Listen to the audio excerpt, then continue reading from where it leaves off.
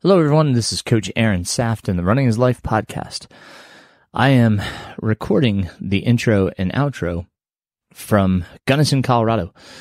My daughter and I made the 2-day trek out to Colorado, and we've begun acclimatization. We are at 7,500 feet and getting ready for the High Lonesome 100 in just over 2 weeks. So pretty excited. Kind of talk to you about the timeline after the episode. Before I left, I recorded my conversation with Tony McDermott, who finished the Tahoe 200. This conversation is pretty awesome because Tony called me very early in the race, concerned that he was going to have to drop. So it's a testament, a very huge testament to Tony, his mental and physical fortitude to continue on and make it through this race. Super proud of Tony. He is one of my athletes. I had two in the Tahoe 200. Unfortunately, my other runner, Tori, had a Achilles injury that took her out of the race. She made the right choice to live to run another day. So we're going to listen to Tony's story here. And as I said, I'll catch up with you guys at the end and let you know the plan moving forward. So enjoy this conversation with Tony McDermott. Tony, I'll just say, is the man for making it through a presidential blockade in order to get home, in order to record this episode. So, Tony, I appreciate you making so much effort just to get on here. Yeah, for sure. I hope the discussion goes better than the debate last night. So Tony is in Raleigh, and he had to get home from the RDU airport and found himself in a bunch of road closures. So I'm glad you made it home okay. Sure. Yeah, happy to be here. Well, Tony, let's start out just as we usually do with a bit about you and your background and where you come from and, how'd you get into running and everything else? Yeah, I wasn't a runner up until about 2013. And what I realized, and, for anyone that has kids, it's like, if you're a father and you don't have an outlet, you better get an outlet, right? And for me, I personally absolutely detest golf. So that wasn't an option for me. And I had a buddy of mine that was always trying to get me to run in college. And I never really listened to him, but I finally caved. And so it was me and another friend ended up signing up for this 5K in Princeton, New Jersey, which is where, I live by. And then, 5K became 10K, 10K became half marathon. And then I was like, oh, well, marathon's probably the last I can do. And then it was like 2015. I happened to stumble onto a trail group in my local area in New Jersey. And they're like, there's like a 50K that you could do. And then, so, you do the 50K and then you talk to people that have done 50 miler and then so on and so forth. So I had like a pretty methodical approach because I didn't do my first 50 miler until JFK, which was 2018. Okay. And then from there, I did Javelina as my first 100 in 2019. And then, as we'll talk about, Cocodona as my first 200 plus in 2022. Yeah. Right on. So it's been a little bit of a gradual build, right? Yeah. So you grew up in Jersey, though? Yeah, I grew up in Jersey, just outside of Philly. So, anything that you see on my social media is really Philadelphia focused. And then we moved to Holly Springs, North Carolina, probably just over 5 years ago. And it timed well with a job change. I also did my grad work at Carolina. So, knew we wanted to get here. And then, we're never leaving this area, I could say. I try to talk to people about the benefits and from, yes, being in Raleigh in the past, it's like, we're an hour and a half from the beach. We're a couple hours to the mountains. It's like, you're essentially located to everything. So, this is where I'm going to die. That's it. And how many kids do you have? So I have three kids, ranging from 13 down to 6. Okay. So that becomes, we'll talk about it. That becomes a little bit of a balancing act, right? Yes. With what I can do. And I do have a very understanding wife. She's a casual runner, right? Yeah. And I say casual only because she's had back surgery in the past. So it's limited her and she would love to do more. I don't think she really understands the world that we live in with going long. But we've got time to work on her for that one. So that's awesome. Yeah. Yeah. So yes, you're full-time working, 3 times father and still a loving husband. So you have your time split. And so when Cocodona, let's go to there. Let's kind of talk about Cocodona. So where did Cocodona come from? Why did you get interested in Cocodona? What was that? Yeah. I mean, like Javelina being my first 100, Yeah, I really love running with the Aravaipa group. So sure. I've done Javelina now 3 times. I've done Black Canyon once. And so for me, it's like, all right, I knew if I was going to go longer, I'd have to go with a race organization that is established and trusted, right? Because things can go awry, and they did in that race. But just knowing that the support system that Jamil and Jubilee and Steve have just gave me a lot of confidence that, hey, like this is going to be where I'm gonna, try the 100+ distance Yeah, or 200+ distance in that case. cool. Yeah. Now, when you got to the 100 miler and got to Javelina, what's the thing that drives you? Like when you get into those, because we're going to talk about the tough Yeah. ones because you've had them. What drives you? What gets you going? Yeah. Like I think just like the unknown, right? And I think what I love, especially about going longer, and we'll talk about it. I think I mentioned to you this is like my jam, right? Yeah, I just love the fact that you can discover different things about yourself yeah, as you're out there by yourself. And I do bring music with me, but I use it strategically in these events. But for me, it's like just knowing that there's going to be a lot of hurdles that you're going to face and figuring out how you solve and work through them. Like that's the thing that always keeps me coming back, because yeah. no 2 races are ever the same, right? Like Javelina this year, like this is my third time. It was my third time running it. And I knew you can go out and cook a little bit more. And we talked about this on loop 1, right? But then loop 2 and loop 3 become just heat mitigation. And for whatever reason, like with that heat and that sun, I could not keep calories in. And this has kind of become a trend a little bit. But I knew that there was things that I could do, right, to stay on top of it, make sure the electrolytes were there, carbs were there, right? And so when the sun went down, I was able to cook again, which was great, right? Right. And so, I didn't run as fast as I would have liked to, but I did another sub 24. So, to me, that was like the B goal that was met. Cool. Yeah. Can you think of a time, my last podcast, I kind of talked about where you got into a dark spot and you did not like the way that you reacted to it? And then how did that evolve so that it didn't happen again? So, I mean, like we'll talk about Cocodona and Okay. where that went really awry. So I had the blessing of having a good friend of mine, Wes Clater. So he's great training partner. He's actually a newly minted race director out here in Holly Springs. Mhm. And he was doing a cross country trip, and he said, "Hey, I'd love to pace you at Cocodona. How about I jump in at Sedona and I'll run you to the finish?" And that seemed great in theory, right? But he was at that point, he had done, I think, 100 miler. And so I was asking him to pace 110 miles, right? So, I think what one of those things that I didn't like how I reacted was I didn't trust him as I started to, go a little bit more right, because I thought his judgment was altered, and I knew mine was from just not sleeping at Cocodona. And Right. so I actually left him. I left my pacer, Oh, which was like the dumbest move ever. And I ended up going off course for probably about 5 hours. oh God. So, so I think like for me, what I've realized, and we've talked about this a little bit on like training runs too. It's like, this is my journey. This is my adventure. Yeah. Even though you want to come in, like that's great, but it's not what I need from you at that point. So, I think what I would action going forward in that particular scenario is like, especially in those longer events where, sleep deprivation is an issue, Yeah. calories, could be an issue. It's like strategically picking how people can help support you. And if you don't have that support system, like that pacer or that crew, you just got to tap into local runners, right? That Yeah. you're meeting on the course itself. And that's kind of what I did to make action on some of the things I wanted to take action on for Tahoe this year. Mhm. Gotcha. Right on. Was there ever a time where you felt, just really down on yourself and it took you out of a race? So no, but what I will say is when we talked a couple of months ago about the SCAR attempt, Mhm. right? Yeah. And so like that's some background. Aaron and I we're taking a look at brutes as a potential thing, and we're going to try to knock that out as part of this year. What I did at SCAR was things went awry, right?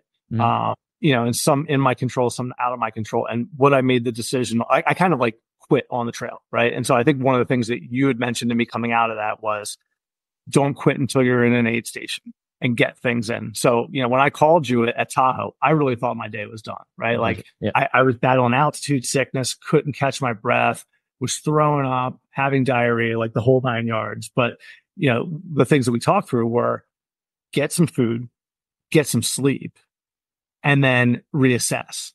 And so after the hour of sleep and getting a little food in, I kind of made the pivot of, let's go aid station to aid station, right? Right. And see how we do.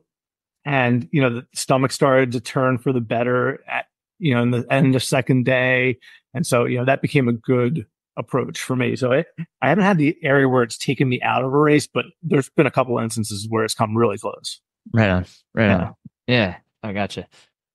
So with coaching, we were defining you've had coaching previously. When did coaching start for you, and when did it make sense for you to get a coach? Yeah. So I started with a coach when I was doing my training for JFK. Okay. So when I was making the jump from 50K to 50 miler, so I was working with a great coach out of Washington, and, I felt like we worked together for about 5 years and we worked together really well. And she had kind of maxed out like the 50K distance, at least at that time. She may be going farther at this point.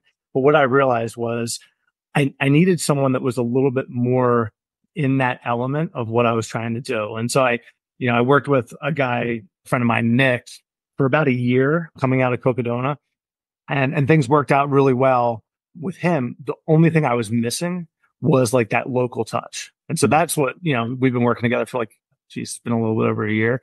That's what brought me to you, because I knew, number one, you had the right approach from some of the friends I've talked to in the past. Two, you're local in North Carolina. So like, if there's areas where you're like, hey, this is a location that you have to get to simulate what you're going to see in that race. Yeah. That's what I wanted. Right. Yeah. And so, I think it's with each coach I've worked with, there's been different things that I've taken out of it, it's really helped to contribute all along the journey. Right. Yeah. That's awesome. That's great. And that's a a great point, is taking something from each coach. And that's something I've done as well, even for my coaching practice. But when you went into Cocodona, what did your training look like? Because, and I want to talk about, how it's kind of continued, because there's a lot of people just like you. They've got a job, they've got kids, they've got family, there's so many obligations. And in training for something, 250 miles, 200 milers, that's a big obligation. That's a big responsibility as well. So how do you manage your time, and what does training look like for you? Yeah, well, I've learned a lot from the Cocodona experience, and just like the last couple of years, like for me, I think a lot of people that you may talk to in the community, right? They, especially when they get into this, like they're living like the David Goggins mentality of like, hey, I got to do the biggest and baddest things. And I had that approach for a while. So like for Cocodona, the way that we set up the training was like, I had some 100-mile weeks thrown in there. Mm-hmm. I did like the 4x4x48, like the Goggins challenge. We did a lot of like stacks, like, 4-day stacks, Thursday through Sunday. What I realized through that process was like, I'm not a high mileage guy. And for me, the way that I best operate, and it bared out in Tahoe, was I like to be more well-rounded, because in these events, you're not just using your legs, right? Like, I mean, right. For Tahoe, I had poles out for like from the 50K distance all the way to the end, right? So, we were methodically focusing on upper body, core strength, right? Did a lot of weight vest hiking, which I enjoyed.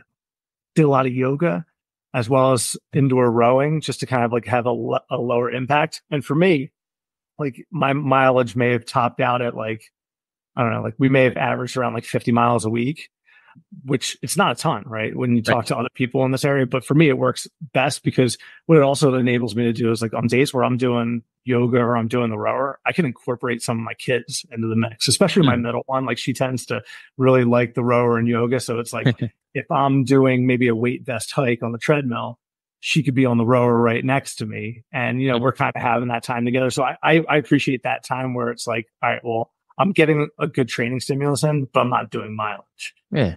Yeah.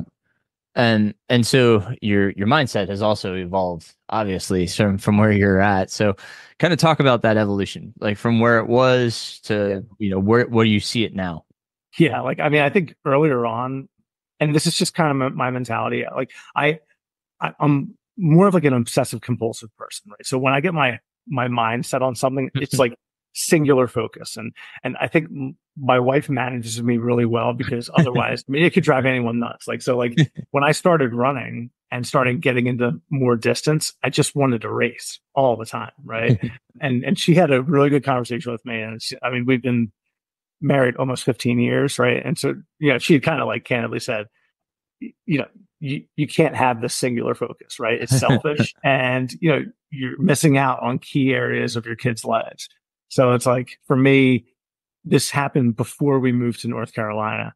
I started to frame it out a little bit differently, where it's like, all right, have 2 goal races a year, get some solid training in with friends in the mountains, but then that has to be enough to scratch the itch, right? At least until the kids are out of the house, which I've got years for, right? But like, that's how my training, or my mindset's really shifted.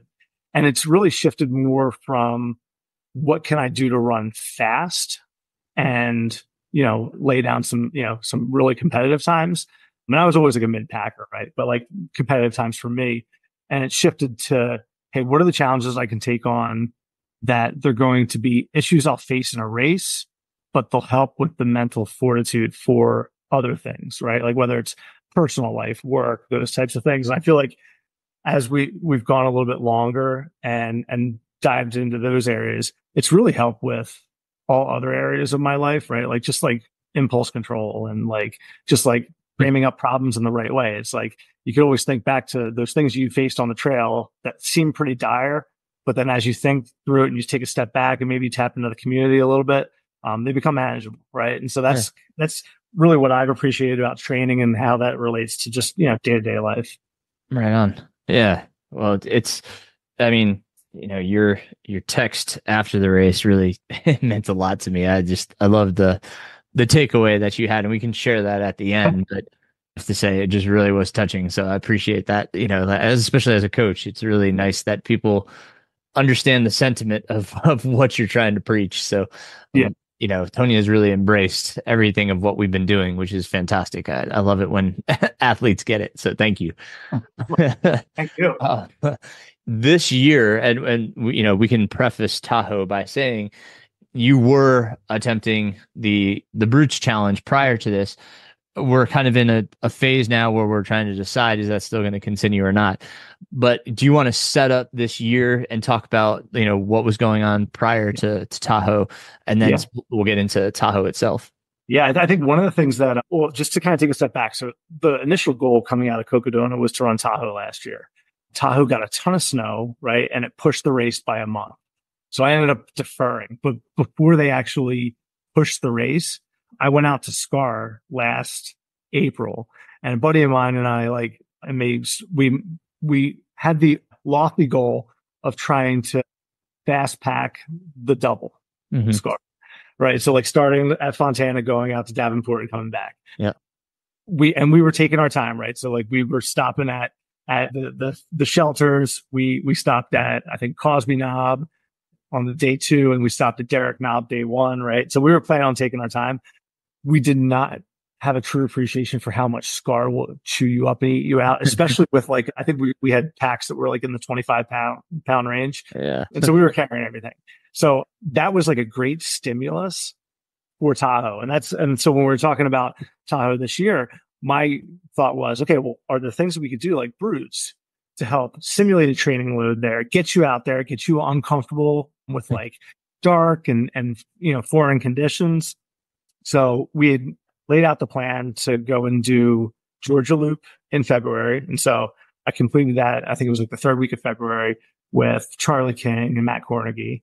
And then I went out to SCAR in April, and the goal was knock that out in April, do Massanutten in August, Pitchell in October, because Yeti's in September, and then finish the Brutes with Foothills, right? And things went a little bit sideways at SCAR, and so we ended up pulling at Newfound Gap. But I mean, I've already started to text Charlie and figure out plans for when we can kind of reattempt that. So it's still on the schedule, and I think the goal there was do these big things these self-supported challenges as a true training stimulus to just to feed in. It may have been lofty to try to attempt brutes. We'll see how it goes. But, I feel like to have that as, a key background piece of a bigger year, that would be for me one of those key things that would be good to check off and say, okay, well, if I have to start to pull back a little bit with the kids having sports and doing more activities, I could at least say, hey, that 2024 was a monster year and it was awesome. And, I could always tap into that. So we'll definitely talk about that and figure out like what's that best path forward. Yeah. And, a lot of the factors in the time you stopped that scar were beyond your control. So it's not, not something that Tony did. And it wasn't, it was actually other factors. So I know that was tough. Yeah. But what I will say, Aaron, is like, even though, and that was like my first DNF, right? So it was tough to swallow. That experience helped me out at Tahoe, right? So like from what we talked about after SCAR, about reassessing, not making any decisions on the trail, wait until you're seated, until you have calories in and all that stuff. That helped me frame up getting past the 100K mark at Tahoe, right? So like it sucked that day, right? It definitely did. It still stings, but the lessons there helped get me to the finish line at Tahoe, which, that's always the build you want to see, right? Right. Like how can you face a problem in one area and then solve it in another, right? I think what he just said is worth reiterating. So Tony, just say that last piece again, because I want people to just understand and take something away from that, because that is a huge piece of advice. Yeah. Whatever issues that you face in the past, you can make action on them. So like DNFs are not a bad thing, as long as you learn from them. Right. You bring those actions or those things going forward. Right. So like for me, that was like your words just resonated with me, because it was like, all right, well, I'm in pain at Tahoe. I couldn't keep any calories down. Like when I called you, I was like, all right, I think I'm done. And then it was like, all right, just reassess, do all that stuff. I went in after I ate to get my feet taped up a little bit differently. And when I was sitting in there and like thinking about whether I was going to give it a go, my friend Joel came in, right? And he was getting his feet taped up and he was in bad shape. And so, look, with his ankle. And I was like, all right, well, if he's going to go, I'm going. And then it was actually fortunate because Tori was ready to roll at that point, Tori Kendra.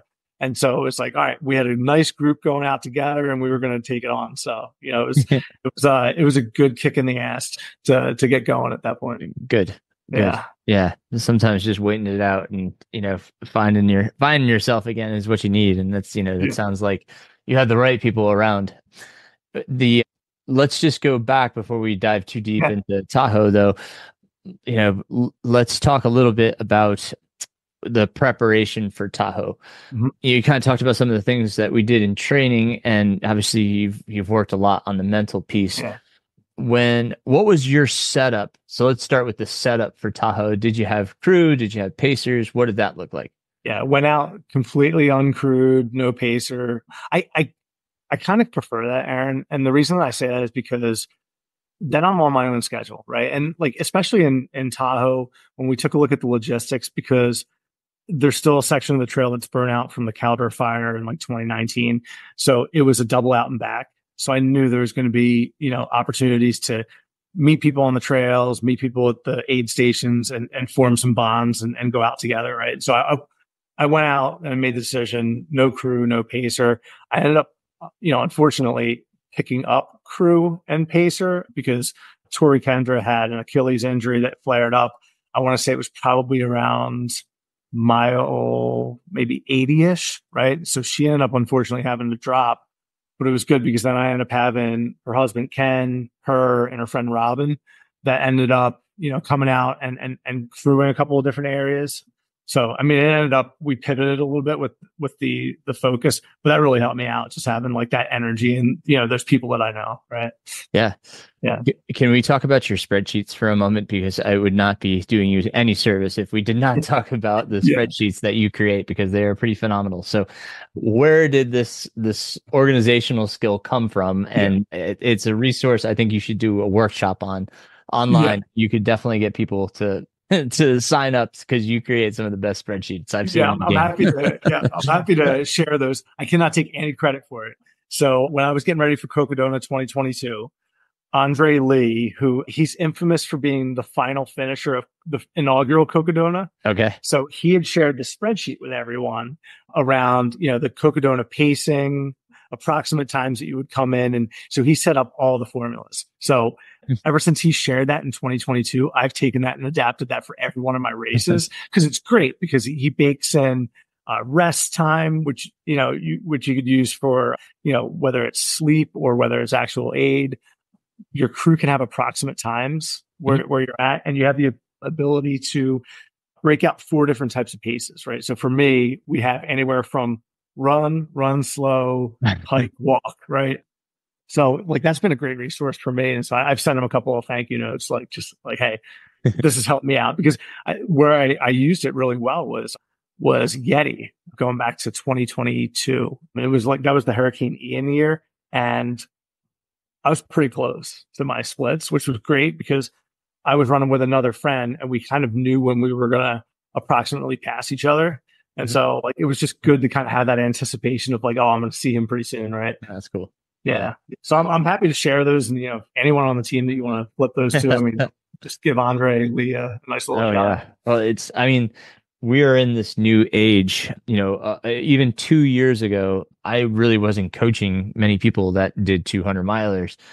And this year, I can't tell you how many people on our team are doing 200 milers or plus, it's insane, and can you speak a little bit to the experience and what's the draw? Obviously I've experienced it, but for those that haven't, and they may be just wondering, why on earth would you want to do that much distance? But because this is your second, and you probably do more. Yes, speak to that if you would, please. Yeah, I think it's so for me, I'm 43. I'll be 44 this year. I have no illusions of winning a race ever. Right? I mean, there's fast people in Raleigh. I mean, there's a couple of guys that threw down some seriously fast times at Froggy Mountain this past weekend. I'm not that guy, right? And so. For me, where I'm very good, and people that I train with would attest to it, is I'm a grinder, right? So you could put me out there, and not to say that I would go out and win a last person standing event because that includes some pacing plus time. Sure. But I mean, you put me out there, I'm going to go, right? I'm determined enough to finish it off. So I love that allure of it, and it's also you're solving different problems, right? So in a 100-mile race, you can screw up and still finish that race, right? If you're not diligent with a 200, you're not finishing that race. And so, what I learned, I was naive going into Cocodona, and, I would say my coach was probably naive at the time too, because I was her first 200 plus miler that she was coaching. And we were approaching it not in a similar vein as 100, but pretty darn close. We weren't really prioritizing sleep. We were focusing on, total mileage a day, and factoring in, okay, well, if you hit this approximate mileage, could you then sleep at that time, right? What I realized coming out of Cocodona was you ultimately have to take a look at these as, they're their own stage races, right? Nice. And so, for Tahoe, the way I broke it out was there was going to be a couple of different areas where they had sleep stations. Heavenly was the start finish area, so that had a sleep station, and then Brockway Summit had one, and we would hit that twice, right? And so I was like, okay, well, if I break these down into days and stages, I'll have Heavenly as a day, Heavenly to Brockway as a day, Brockway back to Brockway as a day, and then Brockway back to Heavenly as a day. And that was the way I took a look at it. I came close to executing that type of a sleep schedule. I did more dirt naps this time, which we'll get to. I was not comfortable with that at Cocodona because my core temp dropped too much up on the Coconino Plateau. Here I had all the gear on and I slept pretty comfortably for 20 minutes at a time on the side of the trail. Nice. Which was, It was a good thing to learn about myself that I, if I need to, I can do that. All right. Well, let's go into 2 things from there. Let's talk about your gear. What did your gear look like? Did you have gear that was different during the night versus the day? What did that look like? Yeah. So I used the Coach Saft special. So I did the Solomon Advanced Skin 12 that you used at Bigfoot and other areas. So that was the go-to that I had on me the whole time. And then I think your feedback of utilizing the bungees outside of the pack made it so that we had to have a jacket with us the whole time. And I just kept this Cotopaxi puffy with me and just attached it to the bungees. Yep. And it was like, I set it and forget it. Right. So like, so I had those, I tended to run because we were so exposed. I tended to basically have sun shirts during the day, shorts that I ran in. And I had a pair of craft, like long pants. And they were more like windbreakers that I would put on if it got colder at night. It really didn't dip down below freezing until the last night. And so for that night, I had pants on the whole time. It was just, it got pretty bad. So any emergency gear that I had in my bag that last night was on my body. Gotcha. Yeah. Right on. How did you do so far as blistering goes? Did your feet do okay? Yeah, did really good. There's the book, I don't know if you've shared it with your team, but Fixing Your Feet. Yeah. That is like the Bible for taping. So I did a really good job at pre-taping. So for me, where I tend to blister, it's big toes, little toes, outside of the heel, right? On both sides. And so the tape job that I did lasted until we got back to Heavenly. Right. And then what I did was I tapped into the medic there. And it was mostly because I was like really considering dropping at that point. And I'm like, I need a boost. And so I talked to Annette, who was one of the medics. She got me retaped on my heels, kept the toe tape on, which was good. And then, we rolled from there. And then basically what I did was I went Heavenly to Brockway, got retaped at Brockway, retaped again at Tahoe City, which was like mile 100, and then got retaped at Brockway again, which was like mile 150, right? So it was like every like 30 to 40 miles, I was getting the tape to get a look at. If there was blisters, we were lancing those. But the feet are actually in pretty good shape today. I mean, like they kind of hurt a little bit yesterday after the run, but I'm not getting any like exposed blisters or anything like that, which is great. And just to give people time frame, how long are we out from the race? So about a week and a half out from the race, right? Yeah. So Tony's moving pretty well already. But it's crazy. Like I had a couple of buddies that I met on the trails, and the Broken Arrow race was last weekend, and a couple jumped in and did the VK, did the 23K, and I was just like, I have no desire to do that at this point. Rightly so. Yeah, right. Let's talk about nutrition and hydration. Yeah. What was the plan and how was it executed? Yeah. So the plan was a good plan. So what we had talked about was doing a mixture of, and keeping it simple, right? That's key. Mm-hmm. Even with these spreadsheets, you don't want to introduce like different mixes that you're going to do each aid station. But what I ended up doing was I dropped out 4 drop bags out there, right? And so Heavenly, I had a drop bag. I had a drop bag at Housewife Hill, which was the 50K mark. Okay. And then at Brockway, we would hit that twice. And so I had stuff there. So the way that we stacked it in was we were looking at it at a minimum of 300 calories an hour, right? I think we were tending to skew higher than that. Plus, we were focusing on carb load. And so the primary focus I had was tailwind.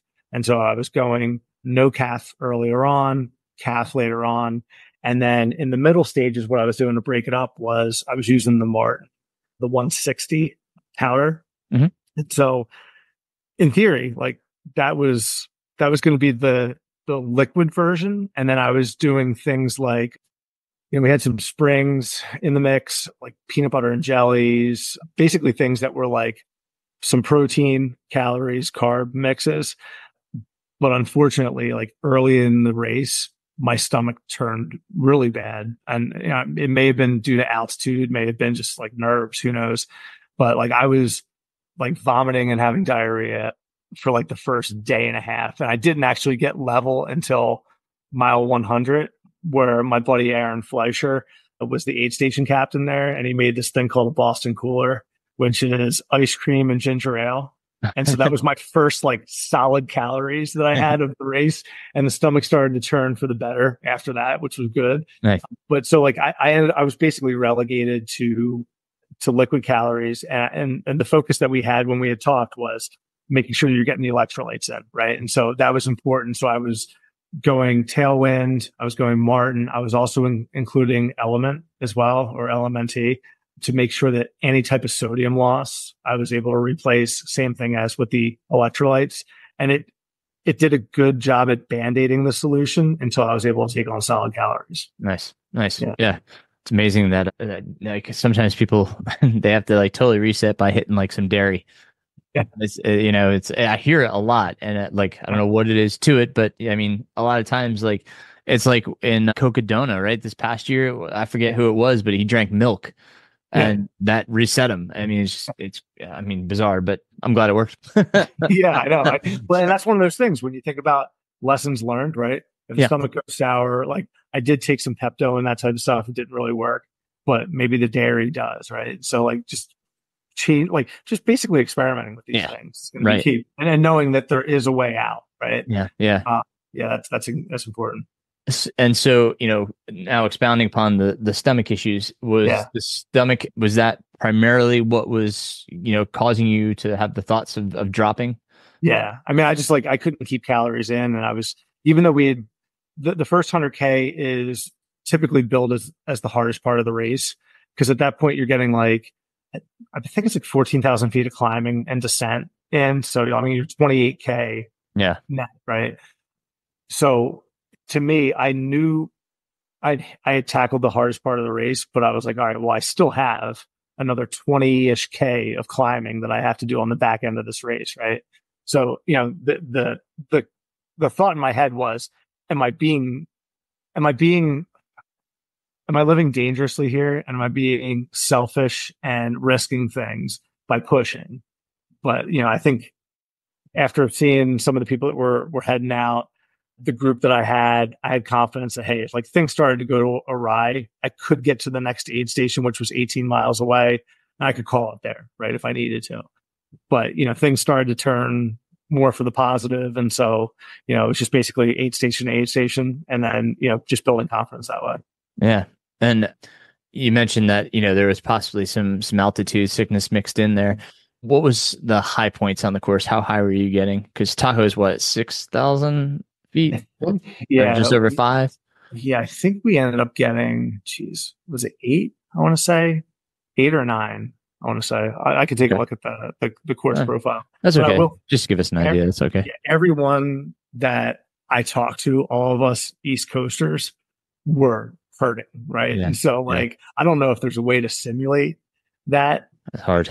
It's tough. But I ran with a couple people from Kentucky, New Jersey, Philly, everyone. I mean, even up through the end of the race, we were still like huffing and puffing coming up the climbs. It's just, without being in it, it's like, that was my first time at true altitude. Cocodona, you're at altitude for a little bit when you climb Eldon, but you're not there sustained. Like, that was my first time there being sustained. And it was an eye opener. Yeah. Yeah. And the only thing you can do to mitigate it is slow down. That's like, the only thing you can do. So, based on your pace chart, you said you did pretty well based on your pace chart. So, like, how did you feel about, like, when you were out there and you're huffing and puffing? Did it feel like it was the right effort? I mean, I imagine by saying huffing and puffing, it might have been a little bit tougher than what you were anticipating. Yeah, I think if I could go back and do it, like we were taking a look at an A goal time of, I think it was like 87 hours, right? I think what I would have done is played it more conservative on the first 100K of it, knowing that the majority of the climbing was there, and gave my body maybe a little bit more time to acclimate to altitude. I don't know whether that would have worked or not, but what I did find was, I ended up coming in just over 100 hours. Some of those things are going to be GI related, for sure. Some of those things are going to be, settling into more of a party pace with, a group of people.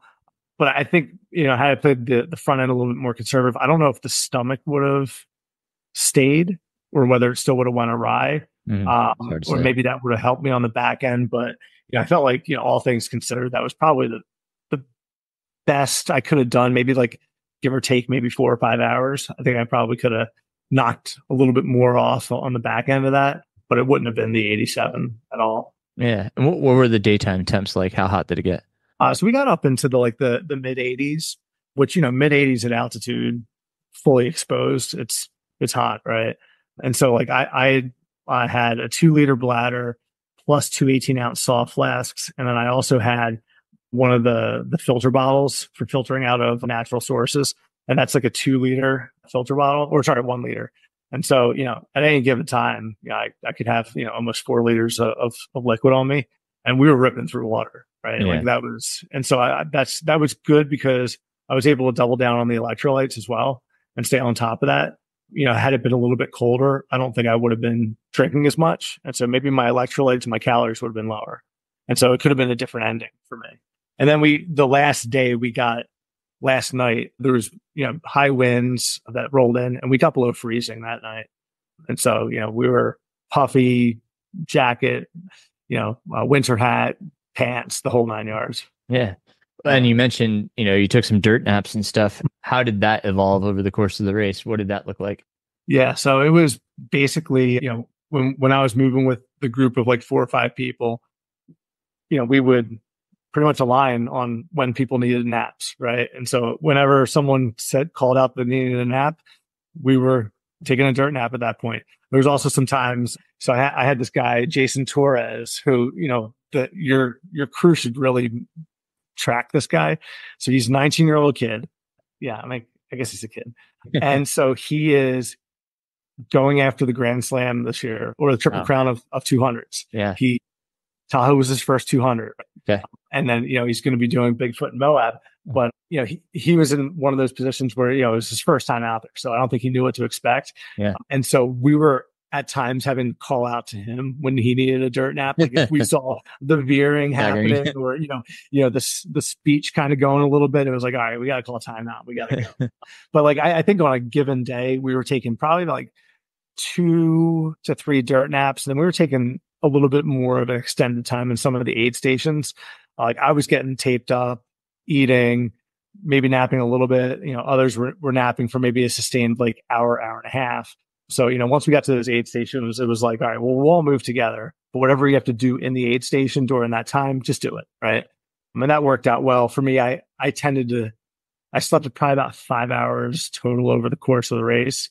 Felt good, but it was more 20 to 30-minute dirt naps that I was doing versus like a sustained sleep period within, an aid station. Right on.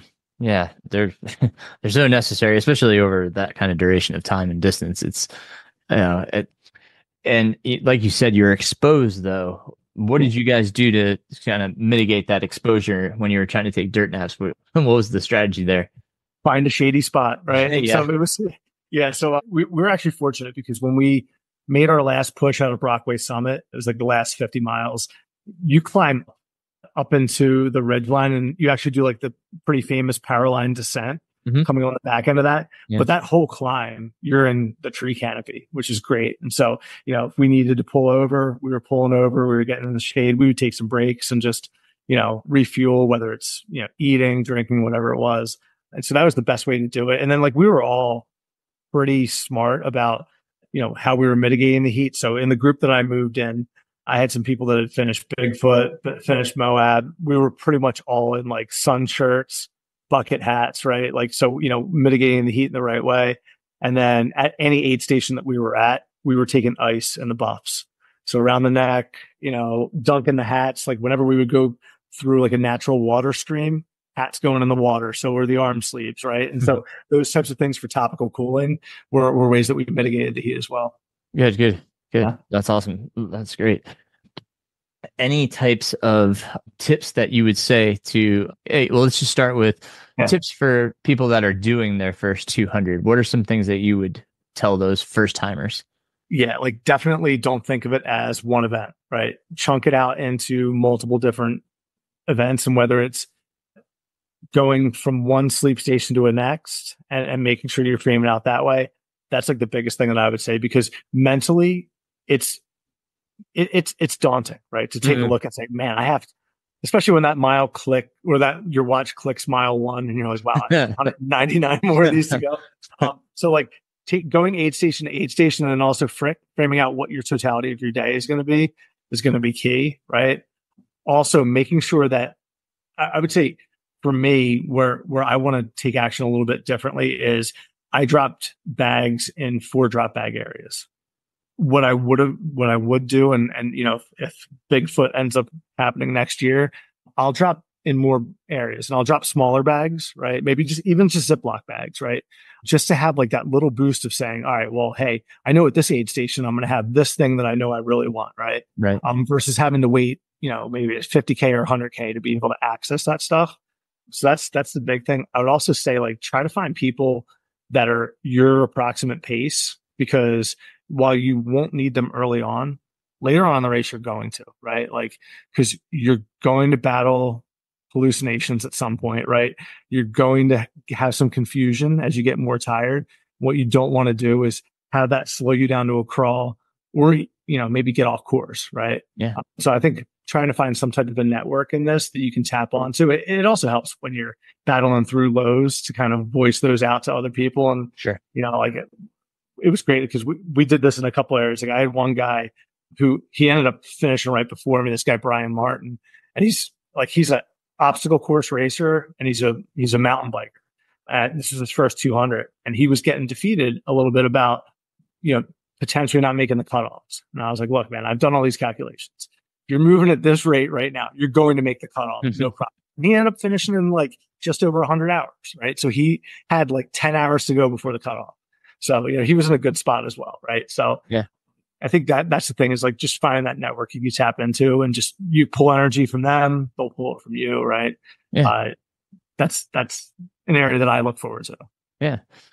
Now, you thinking about yourself and thinking about Bigfoot in the future, would you go at it, and perhaps it's kind of an event that you'd consider maybe using pacers at 4, or do you always like to try to just go at it solo? Well, it depends. Like, I had a buddy of mine, Joel from Philly. He had his whole crew and pace group, and you could tell he was having a good time with it, right? Like, and these people were experienced with 200s. He had like 4 people there. It was great. I think if I could find a network that wanted to crew and pace, that would be ideal. But for me, I always get a little bit concerned with taking people, especially away from like family, right? Like, Mm-hmm. to come and do something to support me, because in my mind, it's like, it's a little bit selfish, right? Now, if I was able to tap into some of my network out in Oregon and Washington for Bigfoot, and it was less of a burden, right? Right. Then I would definitely do that, right? Sure. So yeah, I mean, I think I would do it in the right spot. I would just need to make sure that there's that understanding of, look, this is my approximate pace, right? That I'm going to do. Things will likely go awry, so don't bank on this as like being like gospel on when I'm going to do it. Well, and I think sometimes we get so caught up in the fact that we feel like people are waiting for us, that it starts to detract from our experience. I experienced that with Zach when he was doing Scar. He was so worried because his wife was waiting at the end. He's like, oh God, she's there waiting for me. And I'm like, well, yeah, that's the point. She wants to be there for you when you finish, but don't worry about the fact that she's waiting. You're doing everything you can to get there. They're like, don't frustrate yourself, trying to get there faster just because she's there, right? Like, it's okay. They're there for you. And that's what I was trying to explain to him, is like, she's there for you. Like, she's not upset with you that you're an hour behind. Like, that's okay. Like, you've been moving for 70 something miles. It's okay. Exactly. And it's the same thing for a 200, right? Like, I mean, my stepfather gave me flack because that's just the kind of character he is. But when I got to Tic Tac in Bigfoot, he was like, hey, could you speed it up a little bit? You've been out here for like 2 days, like, so it's, and it's all in good fun, but we have to remember too, they're there for us, right? Like, they're not upset. The only time they're upset is that if you're not doing well, they're upset that you're not doing well, like not feeling well, not that you're taking longer, so, but yeah, I think sometimes we get caught up in that too. And we can't. And if that's your personality type, you have to recognize that too. That, if it's going to detract from your race, maybe it's not worth it. Kind of like you said, we don't want it to be a detraction from our race. Yeah. So. Yeah. I think if it's like, and I haven't really looked too much in the Bigfoot course outside of the elevation, but like, it seems like that's one full loop, right? Yes.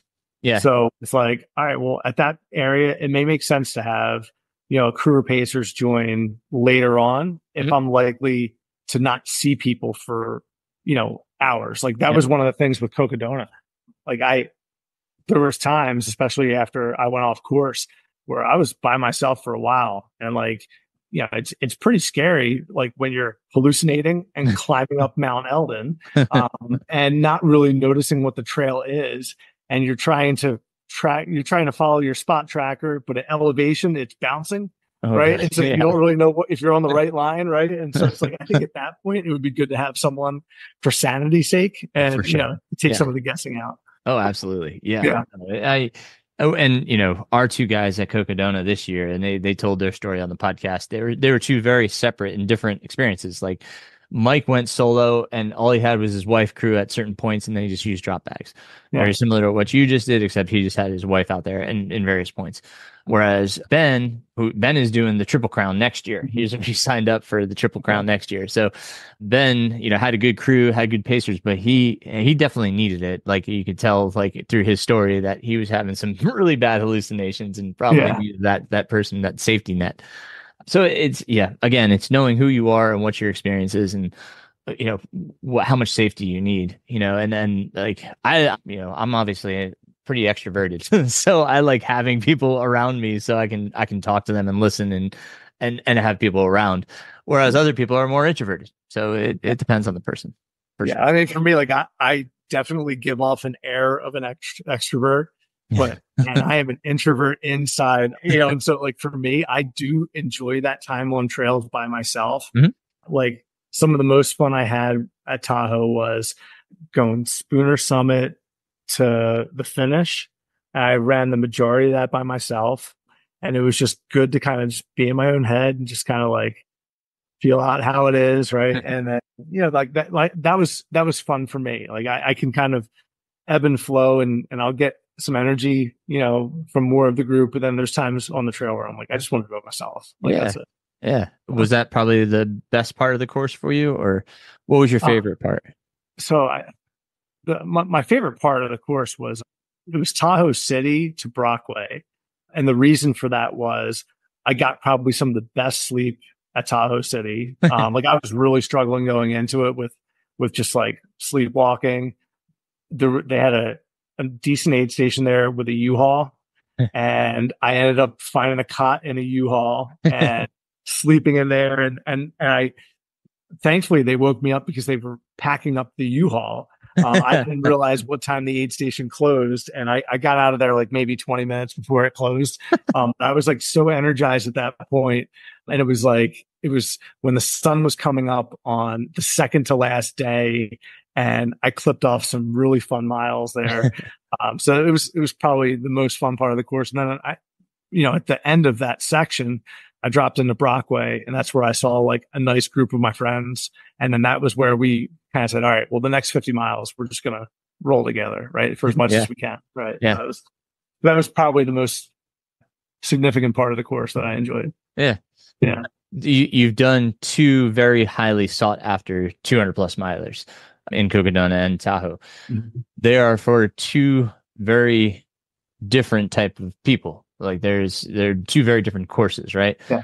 If you could kind of describe so that people understood what is Cocodona versus what is Tahoe. Yeah. Can you kind of give us a description so that people kind of get a better idea of this might be my style of a race? Yeah. So I'll preface it and say that the year I ran Cocodona, they had wildfires in the area, so they ended up having to reroute. So that whole stretch that starts in Black Canyon City and goes up through Crown King, we didn't have that, right? So we started our race in Prescott, and we did some out and backs in Prescott. So just largely from that point on, and I was like from like mile, like the 100K mark throughout. At Cocodona, you're running a true mix of roads. You're running some prairie, so you're running like more like grassland. You're getting some mountains in, right? But you're also running through like a decent amount of towns. And you're, once you ascend up onto the Coconino Plateau, I think you're at like 6,000 feet for the majority of the race. You're kind of just up there, right? And so you'll do a lot of the climbing early, and then your last push up Eldon is another big climb. Tahoe is truly just basically 100% single track, right? Like you are not going through roads through towns. You go into Tahoe City for the turnaround at this point, but you are on the Tahoe Rim Trail the whole time. So it is in my opinion, it's a much more beautiful and scenic experience than Cocodona, because you're just in nature the whole time, right? There are rumors, if they can get the permits, that they're going to revert to the full loop course for next year at Tahoe. Right. And so if you do that, you're likely going to have the Rubicon Trail, right? So you're going to have to deal with some Jeeps and all that stuff, and that's probably about it, right? You'll still be on the rim trail the whole time. That's cool.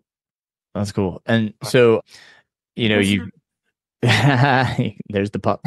Yeah. You've mentioned Bigfoot. And so what kind of intrigued you about Bigfoot? The elevation. So even though, and I'm going to look to you to guide me on this one, right? Even though you're looking at like 45,000 feet of climbing and the same amount of descent, you're not at elevation, right? For that.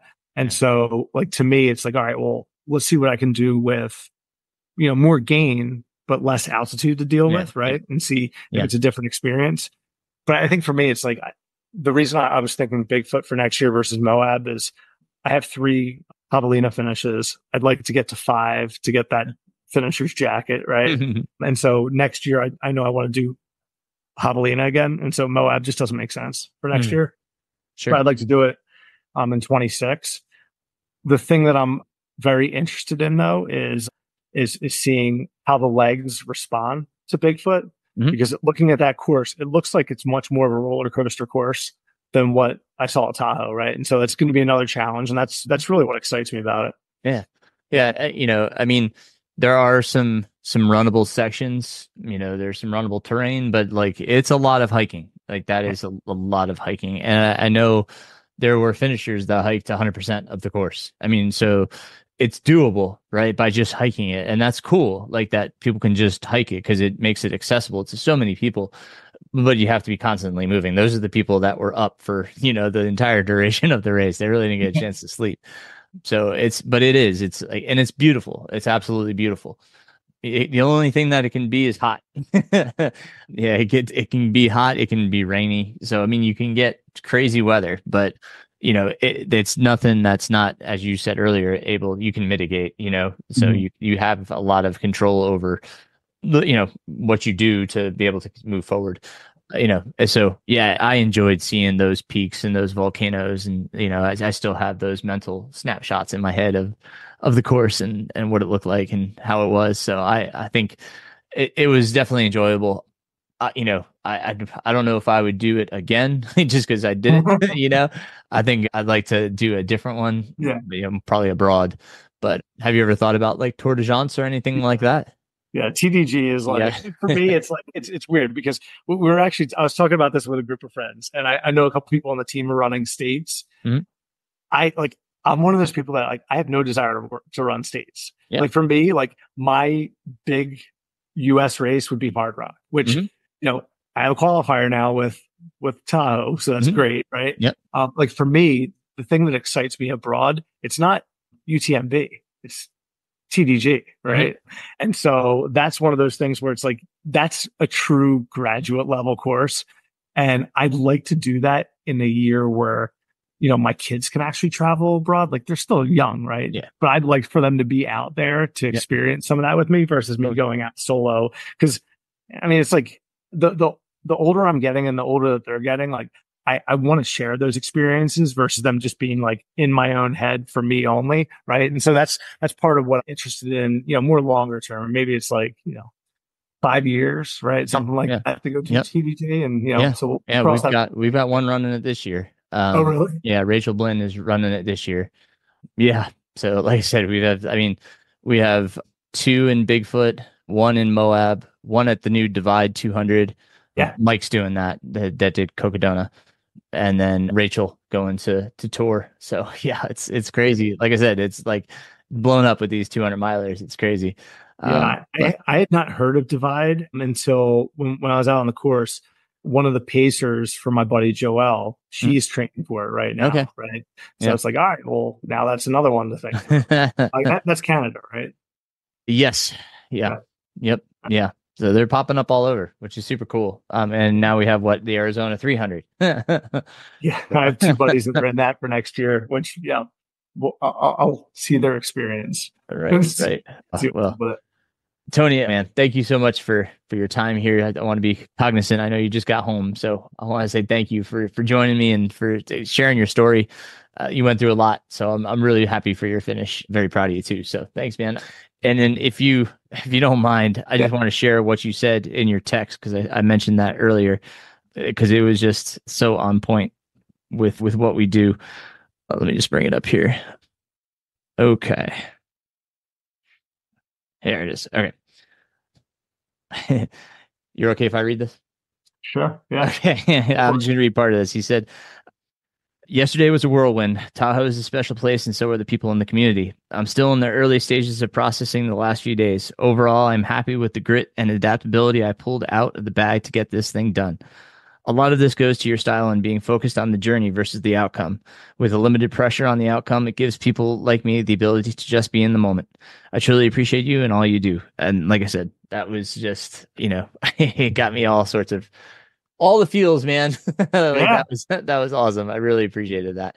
And I definitely mean that. I mean, like, I feel like, like for me, your coaching style makes a lot of sense, because like I know that there's times where I may drive you a little bit nuts with saying, hey, I had this pop up at work, I got to pivot, right? And like it doesn't ever seem like there's like any type of retribution for me not making it work out. And I feel like with where we're at right now with our relationship, like, that I'm going to get the work in at some point, right? And yes. So for me, like it takes less stress off me as a parent, as a husband, as as a professional as well. Yes. I could enjoy this outlet. Like I'll be candid with you. Like when I came out of, it was Quest last year, I was burnt out. Like I did not want to run. Like I like even my training partners around here, like they're like, what's wrong? And it's like, I had no desire to do anything, because I wasn't enjoying it anymore.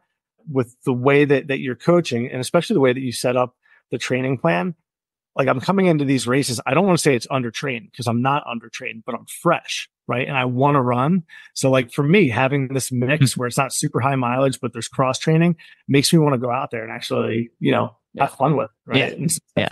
That's the point. Right. Exactly. That is it. We want to enjoy this sport, right? That's it. Oh man, you're awesome. Tony, thank you again, man. Congratulations. Again, thanks for coming on, buddy. I appreciate you so much. And good luck. Yeah, absolutely. And Aaron, if anyone has questions on Tahoe, Cocodona, or even wants to know how to manage this thing with 3 kids, I'm happy to help, right? I mean, it's a hobby, it's a fun outlet, and it's a great community. And trying to remember Instagram, is it Silver Fox in the Springs? Yeah. Silver Fox in the Springs. I'll put that in the show notes. Cool. And people can follow you or ask questions. So, all right, my friend, that was great. Thanks, dude. All right. Take care. Thank you, Tony, and congrats once again on such an amazing finish after all that you went through. I sincerely appreciate him being open and sharing his story. That was not easy for Tony, so having to relive it and talk about it, I'm sure, is not the funnest thing in the world. So I appreciate him, telling us his story, and I hope you were able to pull some stuff from it and learn some things from Tony. He has such a good attitude about it. So, like I said, please listen to the episode, maybe listen again if you need to. If you have questions for Tony, I'm going to put his contacts in the show notes. Tony's fantastic. He'd love to talk to you. If you have questions on Tahoe 200, Cocodona 250, again, Tony didn't do the original 250 course. They had a course detour, but he's a wealth of knowledge as well. So his information's in the show notes. As for me, as I said, I'm in Gunnison, Colorado. My daughter and I will be here for a week. Did my first run this morning. Today is Wednesday. It's July 3rd, so the day before this podcast comes out. I did just about an hour and a half of running. Got to a really cool trailhead and went up into some pretty cool rock formations and ran today. It's tough, obviously. Coming to 7,500 feet, I know it's going to be a little tough the next few days, but it should get better thereafter. So I did that run on my own and then came back, picked up my daughter and ran 2 miles with her as she's getting back into it and getting ready for cross country. So we had a nice run together, and then we went for a nice hike, went back up to where I ran this morning, and I took her up and we hiked up into the rocks and climbed around and had some fun up there. So it's been really fun being outside, especially the last 2 days. We were being being in the car. So, and then after next Tuesday, we're going to pack up and head to Silverton. So we'll be on our way. We're going to help out at Hard Rock. We are volunteering at the finish line. We're very excited about that. My daughter and I, we will be there for the last shift. So the overnight shift, I think we are there from 8 p.m. to 6 a.m. So looking forward to volunteering and helping in whatever way we can. May help out in some other ways as they prepare for Hard Rock. If they need the help, we'll certainly be around. So, but we plan on doing some hiking and some running and hanging out in Silverton and the surrounding mountain towns, kind of checking things out. So we're very excited for that. And then that will bring us into race week for High Lonesome. The race starts on Friday. We'll get into Buena Vista, the town that the race starts in, on Wednesday. My family will get in on Wednesday. My wife and my son, my crew, Penny and Nathan, they'll come in on Wednesday. I'm still waiting to hear from my friend Mercedes to see if she's going to be able to pace. She might be doing the live feed, commentating for the live feed, so we'll have to wait and see. I hope she is able to pace, but like I said, we'll see what she's able to do. So the plan is to have Nathan in for 2 legs. I can start getting a pacer right around 50 miles. So I pick up Nathan for roughly 16 to 18 miles. And then let him take a break, and either Mercedes comes in or I run that section solo. And then the last section, which I think is like 16 miles as well, Nathan would pick up probably about 13, because once we get to 3 to go, the whole crew can run in with me. So I'm hoping to have my wife and everybody just run in with me, which is exciting. So yeah, so, that's the plan over the next few weeks, just here to get used to the altitude. High Lonesome is pretty high. I have to look. I believe the lowest elevation that we get to may be in the 8,000 range, but for some reason I'm thinking it's in the 9s. So yeah, we'll be up pretty high. So I'm going to have to get used to being up here. It's the first time I've gone out this long, but I'm pretty excited about it. In other things, I've had some questions about coaching. I'm, at this time, you're certainly welcome to contact me, but my focus right now is on my athletes and obviously being out here in Colorado and kind of enjoying my little vacation. I'm certainly happy to get people started once I get back. Probably a safe assumption would be to say we start in August. So if you're looking to start earlier, I would not be able to. So that's playing it safe. So if you're interested, obviously reach out. Love to talk coaching. I'd probably save the conversation till I get back, which would give us enough time to have a conversation and get you started and get you ready to get rolling in August. So, but like I said, feel free to reach out. And if you have any questions in general, as always, please reach out. I get some great questions. Dave had messaged me asking about cross training and doing the elliptical and, should he follow the same heart rate guidelines? And the answer is yes. Yes, absolutely. You should use the same heart rate guidelines, whether you're running, walking, cycling, elliptical, whatever it may be. Yes. So the heart does the same thing and works the same way through all activities, and we use the same zones for each of those. So it's a good question though, Dave. Thanks for asking. So like I said, if you have a question, I emailed Dave back, but thought I'd just kind of put that out there in case anybody else was wondering. So, but happy to answer questions on the podcast. I talked to my friend Travis Macy. Travis is the author of Ultra Mindset. He lives in Salida, which is very close to where we are right now and where the race is. And we're going to try to get together and do a podcast together and just talk about coaching in general, do another coaching episode, hear from another coach. I really love Travis and what he has to say and what he does and how he does things. So really intrigued to kind of talk with him. So I'm hoping that works out. Got quite a few friends out here that we're trying to see and hang out with while we're in the area, but we shall see how things go. So I hope you are doing well. I hope your training is going great. I hope you're enjoying the summer. And like I said, you just keep reaching out and let me know if you have questions, comments, concerns. And as always, thank you to my Patreon supporters for supporting me and keeping this going. I really love doing it. I really love answering questions. I love hearing from people. So please, like I said, reach out. Thank you guys. You keep moving forward, okay? Running is life.